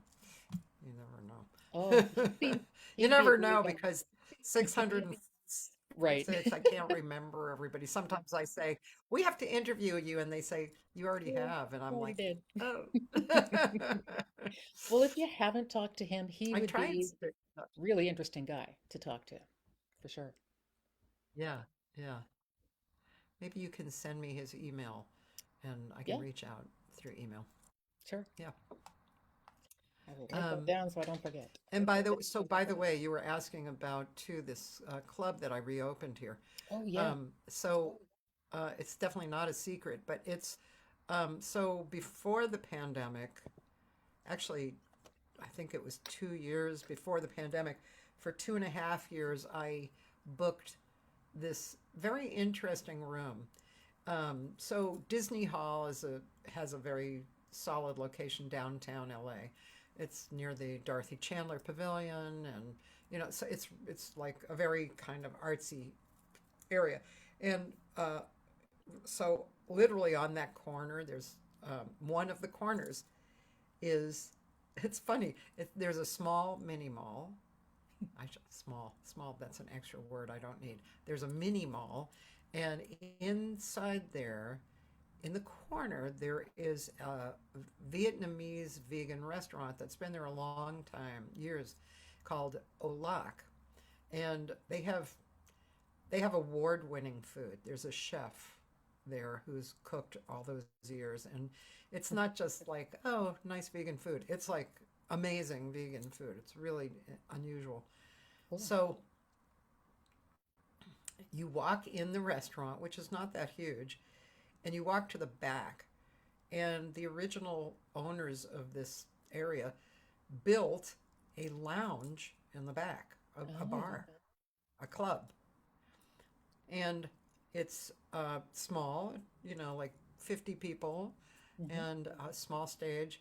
And anyway, I booked it, and it was great. We, it was really nice. It was just a nice extra room. And so then pandemic came and all that, and so this year, the chef approached me again. And he asked me if I could do anything. hmm. So um, so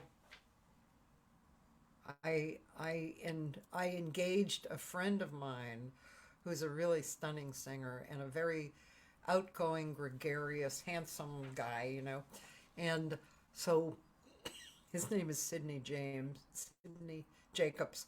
Yeah. And I asked him if he might want to share the pulling together of the club, and he absolutely said yes.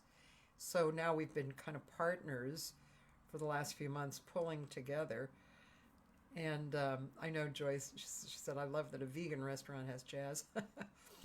And it's a beautiful room. You can see it. It's called Birds of a Feather Jazz Lounge Oh, nice. That's a good dot name com. too. Yeah. And so Writing that down. in the last few months, we've been uh, basically starting our part of the venture. The room was always open, but this is like a new aspect of it, and it's because of license issues, we have to call them private events. Oh, It's open to anybody who wants to buy a ticket, but they're called private events. So it's not like the restaurant is putting on the music. okay. And then we're also contributing part of the proceeds to charities. So with all that, it's Oh, it's a little more, yeah. So aw, um, I love that. and it's great. It has a piano, a decent piano, um, and it has a whole back line.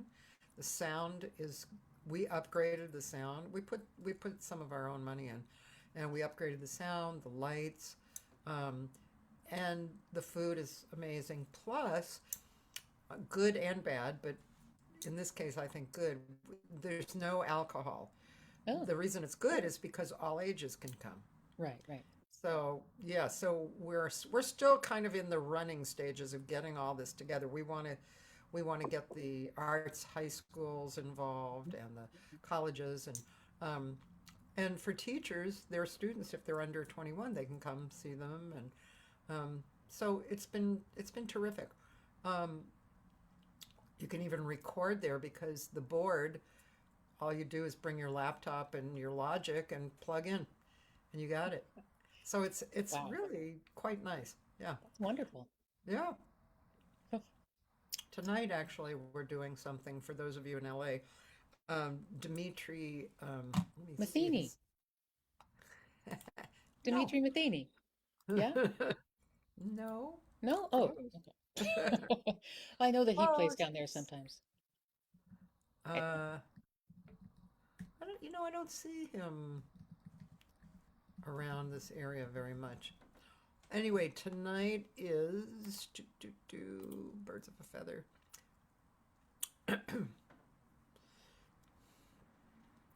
Dimitri Malis. mm, He is, and it's featuring some really good players.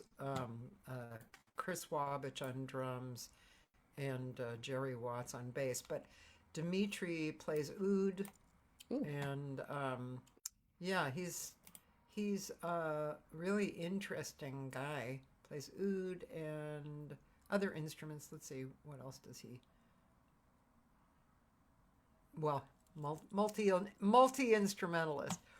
all So right. anyway, yeah, that's so that's tonight, and the as the month passes, we have several more shows this month, and then in January it starts getting a little more crowded. But it's great.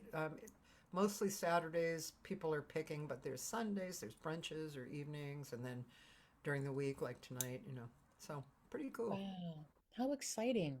Oh, Yeah, that was really cool. That's one of the things that Dave and I have talked about, um, opening a little club like that.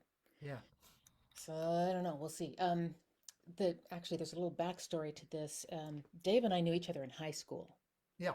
Like we were good buddies in high school, and lost lost contact over the years. But I I had to go back home in 2015 because my mom had a brain tumor, Oh, which they got under control, which was great. But while I was there, was like, I gotta find Dave. What happened to him? So I ended up tracking him down Oh, and we got to hang out, and that was really nice. yeah. And we stayed in touch, and like during the pandemic, we'd get on a Zoom call once a week just to blah blah blah, drink some wine and chat. Um, Yeah. and it became clear that we there was more than just a friendship happening there. Yeah. So eventually, Dave decided he wanted to come be out here and be close to me, Oh, um, and moved to Vancouver. So it was at least we're on the same coast. yeah, yeah. um, then he found a way of getting a visa to come down here for 5 years. It's some kind of, I forget what it's called exactly, but if you are willing to start a business in the US, and put money into it and hire Americans, they will give you a visa to come down here for 5 years and Oh, get it going. oh, So he's like, let's do it. You're the business. oh, And I was like, what? um, so yeah, that's kind of oh, the my plan. teaching studio and my performing, and eventually a small jazz club. That was the plan that he presented and got accepted. So uh, I hope we haven't spent all of his money yet, but we're doing what we can. So that's hopefully in the future, near future as well. So I might just have to Fantastic. pick your brain about that. Absolutely. I'll be happy. I mean, I'm kind of the queen of doing everything on a shoestring because as we've been talking, as you see, I like to move. And so, uh, like the first time they asked me to create the jazz there, I was like, okay, let me think about it, and the room was free to me. And, so it was just pretty much up to me. There was paid parking underneath. And I remember one guy who I kind of talked about it with, he said, oh, paid parking. People aren't going to want to pay for parking. And I was like, and they're not going to want to pay $20 to get in. It's like, what planet are you on? I mean, we don't have to do things like, in somebody's garage. I mean, we can, give a little bit of respect for the whole thing.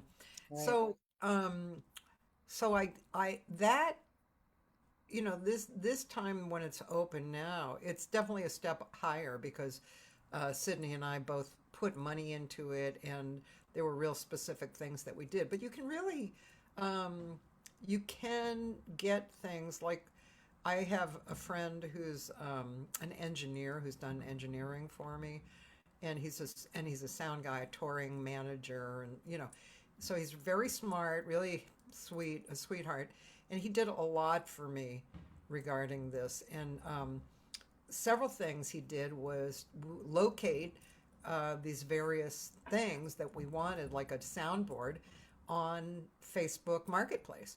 Oh yeah. So the price was wonderful, and Yay. he knew what he was doing, so he Right. picked What out to the look right for. stuff. Yeah, so a lot of it was helped by that. And yeah, and I can share with you what works, and um, Yeah. you know, um, yeah, I mean, I'm sure Even, people spend shitloads of money to do it. Like the oh Blue yeah. Note opened here, and it's a gorgeous club. I mean, it's really nice. And they didn't do anything on a shoestring, I'm sure. You know, Yeah. but little me, I'm really I've I've been curating things for years, opening venues and all that kind of stuff. So, um, yeah, Wow. That's so exciting. mm, Even if I knew what yeah, what equipment to look for, that would be a big step forward. Um, yeah. yeah. Do you have a friend who's like a studio engineer kind of person? I know people who do that professionally. I could probably get somebody to help me out, at least Yeah, with advice. Yeah. yeah. I found it very helpful. I mean, I just happen to have he's a friend also, and he's mixed several projects of mine. And Oh yeah.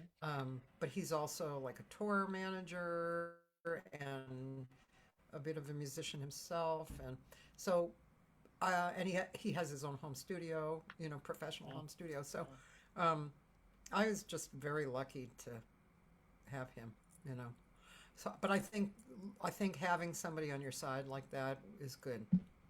Indeed. Wow. Yeah, That would, yeah. I'm just jotting down some things so I don't forget. yeah, I don't Things to blame you. things to look into. Yeah. Yeah, yeah, yeah. Anytime you want to talk about it, I'll be willing. Oh, Um, thank you. yeah, and yeah, go on the website. You can see a few pictures, and uh, it it looks really nice. In fact, I could probably show you a little bit. Let me just see if I can find. Um, let's see.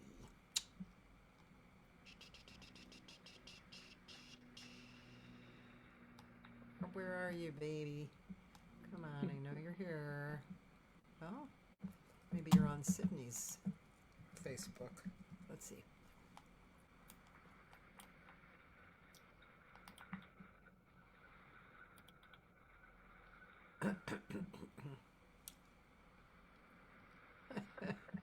Okay, well, here's a little bit of a.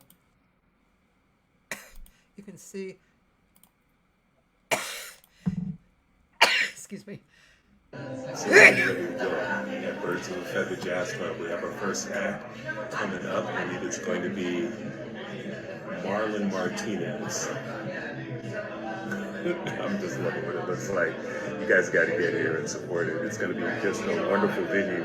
Birds of a Feather Jazz Lounge, DTLA. All right, see you soon. Sweet. Yeah, yeah, Man. There's a little club here that we were kind of um, hoping to emulate if we get to that point. yeah. Where that one of those videos you showed, Egan's, it's called. Oh, yeah, I've heard of that. Yeah. And it's really small. It's like 40 seats or something like that. Um, but it's a really nice, cozy, comfy joint. And the couple who runs it, owns it, have been, boy, it's been there for a long time now.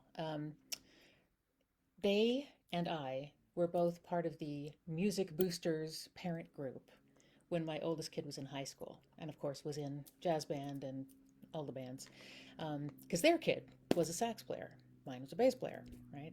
So that's how we first knew each other. And so when their son graduated high school, it became obvious that there were very few places for him to play at his age.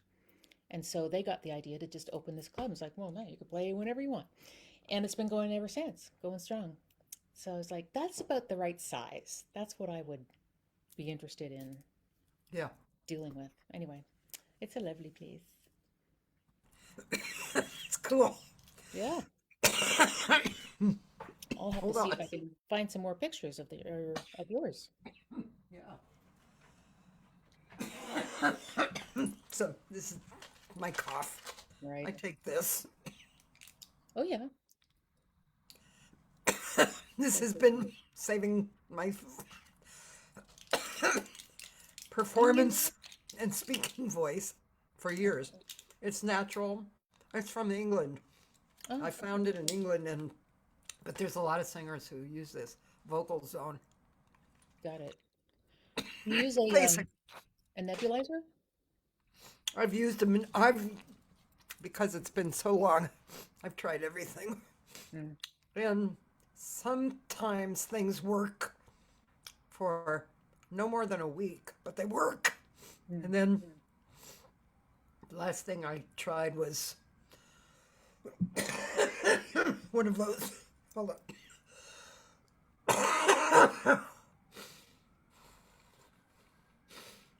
Oh, that's got to be so One of those frustrating.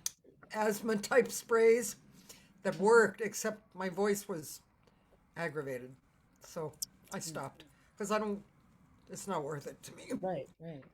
Yeah. I found a thing that, when I was still looking for help, um, that has really made a huge difference for me. I don't know if you're interested, but you could look it up. It's right here. What is it? It's because my rehab coach suggested that I get a steamer of some sort. And I did, and it was okay. But then I read about this one, and it's actually really good, so much better. So it looks like this. Okay, yeah, yeah. I have something like that, Yeah. but yeah. And you just put saline in the top, and it makes this nice, fine, like the nebulizer makes the droplets are smaller, so they get absorbed more readily. And it clears out my sinuses and it hydrates my vocal cords and my throat. It's fantastic. That's great. Part of my problem is that the top of my lungs has scarring. Oh, What's that from? It might be from when I was a kid, and had bronchitis or that kind of hmm thing. wow. Um, so yeah, but I've tried. I can't tell you how many Eastern medicine, Western medicine. I've done a lot of crazy things. I've done the kind of normal things. I've done. I did a cough not a workshop, a cough study, Mm. and this study actually lasted for about 6 weeks. It was interesting. It actually worked while I was on the study, but then maybe because I didn't have reminders like every week from people, but it's basically retraining the body to not cough when you get that feeling, Yeah, yeah. and instead take a little breath in and swallow. Also, little sips of water. But Right, the right. swallowing, and it seems to need a little breath in as well. And actually, I stopped coughing for a few weeks. Wow. But then my body, it's almost like my body gets hip. And, it's like, oh, I get it. Let's see. You've been I'll up come for a around minute. this side instead. Yeah. Oh man. Yeah, I can imagine you would probably have tried everything on the planet. Yeah. Daryl Winsman, hi, Daryl, said that sounds cool, vocal mist, and also probably really good for just regular coughs too. Oh, absolutely. Veronica, Heather's last name is Ward, Ward. Daryl, are you in Seattle? Because Daryl knows about Egan's. Um, so, yeah. Well, we've told people that you are going to be at where did I write that? I'm sure I wrote it somewhere. Let me Oh, just the Seattle Jazz Fellowship, yeah. Uh January 15th. yeah, I wrote that. Seattle Jazz Fellowship. Uh Heather's going to be there January 15th for those of you in Seattle in the evening. And yeah, Heather, it's very, very nice to talk to you. You too. Really nice to meet you. And I hope we'll stay in touch. I I would like haven't to. been to Seattle for a long, long time. I went up there to do a few things with Greta Oh, yes. Matassa, and did I go up there again? Maybe. Oh yeah, did something with Nick Anderson. Oh, okay. You know him? I don't think I know him personally. He's really good singer, Oh, I and wonder if he's still here. and he creates house venues. Oh, yes. Okay, I know a few people who've been doing that.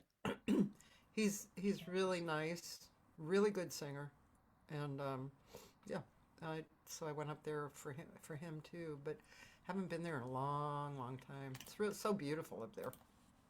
It really, especially in the summer. I mean, people always from other parts of the world always ask me, does it really rain there as much as they say? And yes, it Yes. does. Except in the summer. For like Ah. 2 months in the summer, it's just glorious here. So Oh, that's the time to come. I didn't. Nobody ever told me that it doesn't rain in the summer. Yeah, it's fantastic. It gets pretty dry around here, actually. Oh, But interesting. I don't mind the rain, so I'm good with it. Yeah. This time of year is what is known here as the dark wet. The dark wet. Because it's Wow, that's dark an and wet interesting. all the time. That's cool. Yeah. Well, I think it's great. I'm gonna tell people just a little like.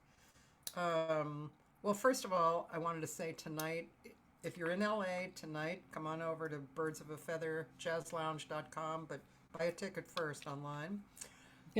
Tomorrow night, I'm just going to mention Kulak's is having a GoFundMe, or not, sorry, a fundraiser.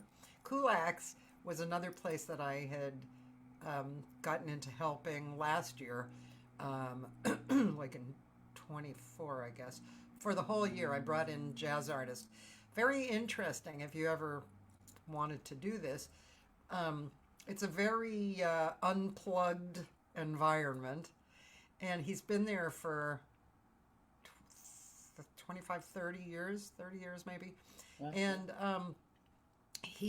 what it is, well, you pay some money, but not very much, and you get a 6 camera live edited video and a Pro Tools session. And it's really not a lot of money at all. And so, anyway, he's always looking for more people or more money. And so, Thursday night is going to be a fundraiser. And so, I'm just telling people because if they know me and they live in LA, they knew about Kulak's because I was working for it for a year. And then Saturday, I have my steady gig at Jinkies. Oh, I'm sorry, Brightside Cafe, now it's called, down in Santa Monica. You can find that on my web. And Monday, back to Noontime Hang, a wonderful Brazilian guitarist who lives in LA. And he's a composer and a guitarist, and he's really lovely. His name is Nando Duarte. So that's what I'm doing next Monday for those Noontime Hang people who want to come back. Nice. Let me That's show it, you, Heather. dear peeps, my albums. Oh, cool. Great. There they are. So Beautiful. that's out on the streaming things. I'm trying to get off of Spotify, the evil corporation. You're trying to get off of it? Yeah, but it's out there in all the streaming, and I think you can actually buy hard copies if you still do that sort of thing from my Yeah, I website. know. Yeah. Or heck, just write me and I'll send you one. I don't care. Yeah. The Spotify thing is Ugh. that's a whole nother story in itself. Actually, Monday I interviewed a pianist, or no, a week ago Monday from England or France, Armel Dupas, and he has a trio that did well on Spotify, kind of came in and out, and so he actually gets money from Spotify, like not 0.0003 cents. So it's interesting, right? Joyce actually would like to know who's on your album. Ooh, it's kind of a collaboration or amalgamation of players from in and around Seattle. I've got Martin Boudet, Mo Weisner on bass, Luca Kartner on drums, the great Kate Olson, great Kate, on saxophones and flute. John Hansen is on some of these. He's a pianist. And of course, my kids, Shayna Ward Siegel and Aidan Ward Richter, are on a number of these. Anybody else? No, I think that's everybody. Yeah. So There you go, Joyce. good fun. And Daryl is saying that he goes up to Seattle from LA to play gigs. He Oh, plays sax, flute, clarinet, bassoon, and trumpet, and he wow. has. Are your CDs available on eBay? He'd like to have them both. I don't think they're on eBay, but if he wanted to just shoot me an email, I could hook him up. So Daryl, I'm gonna write Heather's email here, which is Heather. What's your email? Heather Ward Studios LLC. at Gmail.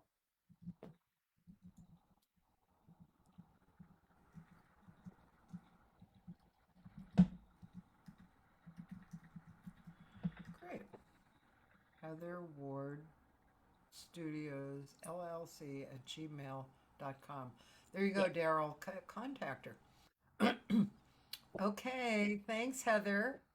Thanks so much, Kathy. This has been great. Have a great rest of the day. You too. And this will be on thank you.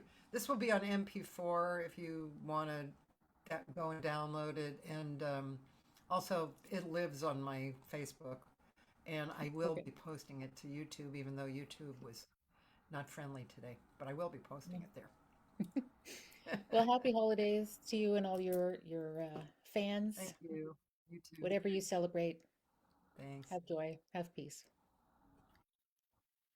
Thank you. You too. Bye.